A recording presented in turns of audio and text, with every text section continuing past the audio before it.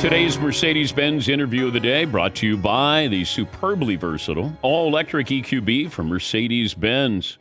The vehicle all-electric, the feeling all Mercedes. Learn more at MBUSA.com/EQB. We'll talk to former Minnesota Timberwolf Wally Szczerbiak. He's a Knicks analyst, and he'll join us coming up here momentarily as the Knicks didn't put up a fight yesterday. And it was one of those damned if you do, damned if you don't. Social media was saying, I can't believe Tibbs has given up already. And then the other part was, hey, now's the time to take out your starters and let them rest. And I'm thinking their starters are their bench, and their bench is their starters. So just get Brunson out of there for the most part, and hopefully no more injuries. Yeah, Paulie? You know, I saw a couple people in sports media said the Knicks quit at one point yesterday, and we're really hesitant about saying stuff like that with pro players. But is there a difference between quit and realizing today's not your day? Because that's what it felt like. At some point, I think they realized this is not happening. Yeah, this wasn't the example I would use and say, they quit. I just don't know if they ever got started. Yes, Eden. I don't have any problem with that kind of thing. Like, are we going to really try to climb this mountain of a comeback right now, or should we just call this one a loss? See you again, Game 4. Yeah, they need to rest. Game 5, yes, whatever. They need to rest. Game 5. Wally Szczerbiak, the Knicks color analyst, former Timberwolf great, joining us on the program. All right, how would you describe the Knicks' effort yesterday, Wally?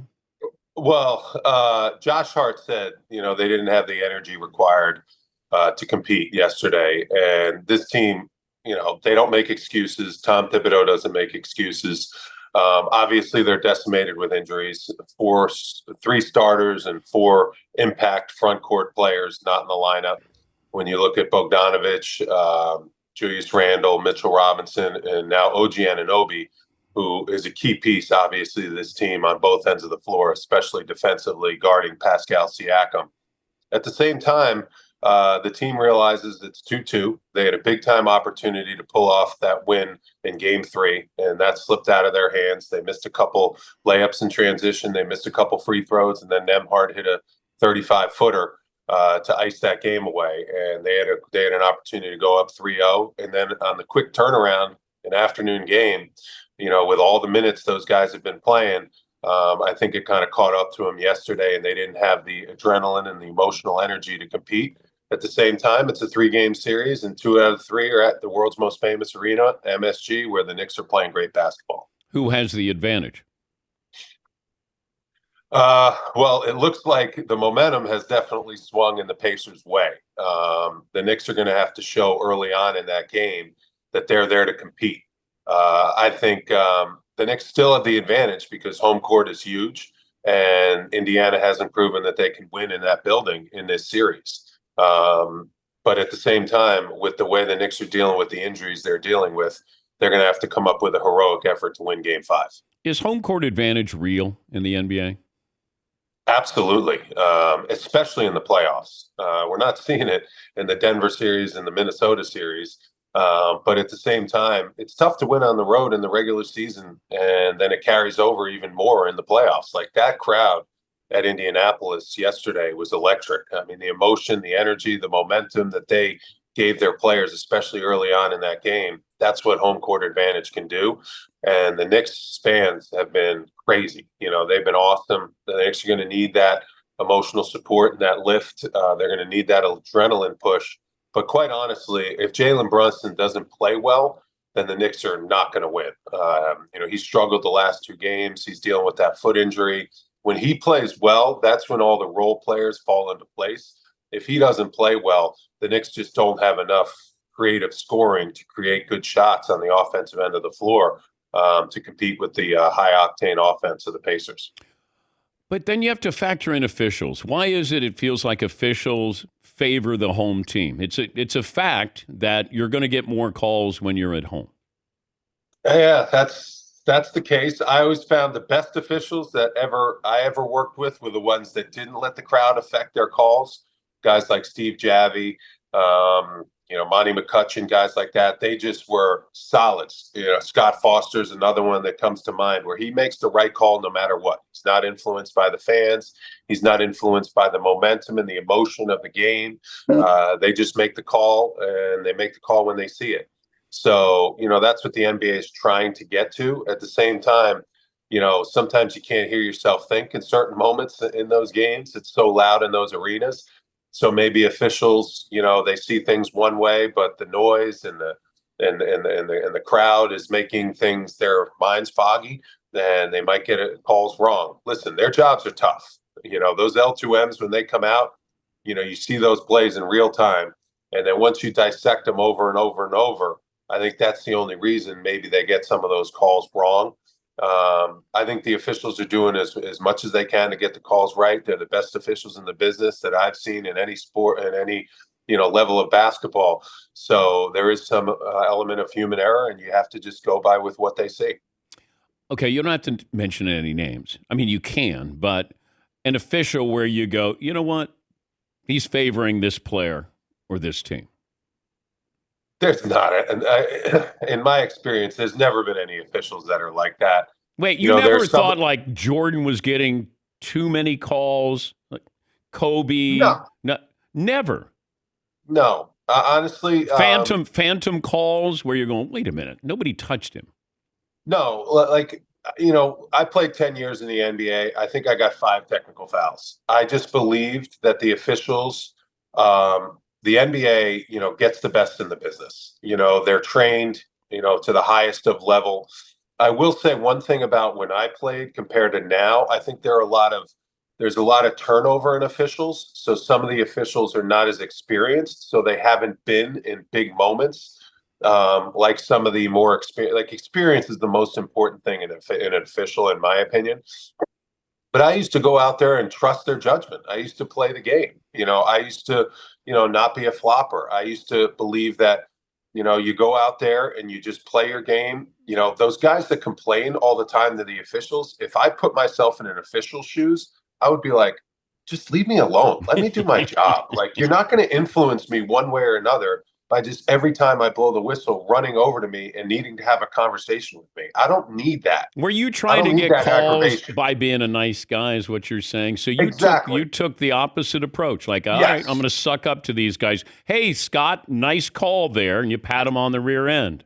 Was that like you, guy? Like, if you notice, a lot of European players, this is one thing, my dad played for Real Madrid in Europe. So when he got called for a foul, he would raise his hand. He'd be like, that foul was on me. He'd look over to the scorer's table. He'd try to help out the scorer's table. That was his attitude. Like, these guys have a really tough job, okay? Obviously, these calls, some of them can go 50-50. There's a reason why we have replay and challenges, which I think is a great addition to the NBA. I think we should add more challenges for the coaching staff because it's so tough to get those calls right, and you have to get those calls right in a close game with so much on the line in these playoff games. So my attitude was that, I think officiating has been, suspect at times, but for the most part, it's as good as you're going to get it in an emotional game and a physical game like that. And you got to live with the decisions of those officials. We're talking to Wally Szczerbiak. He's the Knicks color analyst, former Minnesota Timberwolf, 6th pick overall, I believe, in the 1999 draft. Explain to me who has the advantage with the Nuggets and the Timberwolves now. It's definitely the Nuggets. They just stomped their foot on the Timberwolves and said, we're the reigning champs for a reason. You came in our building, you stole 2 wins, but we are not going anywhere. And I've said I think they're the favorites to win back-to-back and win the NBA championship. I've said that all season long. I think Michael Malone is the best coach in the NBA.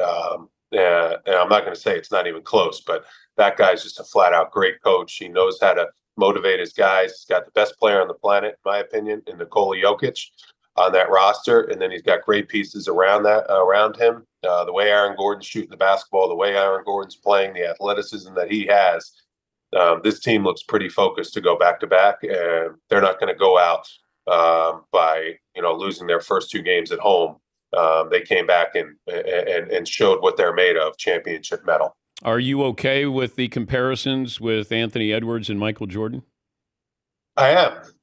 Listen, he's not, in that conversation yet. But as far as his attitude, his killer instinct, it's all about winning for him. He's only 22 years old. The athleticism, just the durability that he's showing at an early age.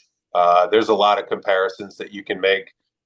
very similar to Kobe Bryant. Like, in order to be in that conversation, listen, nobody's maybe ever going to reach, Michael Jordan. He's the greatest of all time, in my opinion. And it's, a big number two is way behind him. It's just because of the mental aspect. His mind, he never lost when he never lost in the biggest moments. And, Anthony Edwards is trying to get to that point where it's just all about winning when it matters at the most crucial moments. And the way he played last night, he was outstanding. And, his teammates got to kind of follow that lead and help him out, because this series is going to be interesting the way it's going to end up. And you were a rookie in 1999. What was your welcome to the league moment? Who welcomed you to the NBA? Welcome to the league moment. I would say it was the first time we played the Utah Jazz, and I tried to take a charge on Karl Malone, and he brought his knee right into my solar plexus and my sternum. And it was the charge. I got the charge, but it did not feel good. And he stood over me just laughing, like, welcome to the NBA, bro. And I'll never forget that. Did you ever posterize somebody on a dunk? Yeah, when I was younger, I used to catch a few dunks here and there. I caught Tim Duncan once late in my career. I caught Dirk Nowitzki once. There are a few highlights rolling around on YouTube if you want to check them out. I had a few sneaky dunk moments when I got that one-handed Statue of Liberty going. So there's a few out there back in the day. That's pretty good. Hey, great to talk to you again, as always. Thank you, Wally. My pleasure. It's always great to come on, and let's go Knicks. Let's see if they can bounce back. That's Wally Szczerbiak. He's the Knicks color analyst, and he was a member of the all-rookie team. He was an all-star in 2002.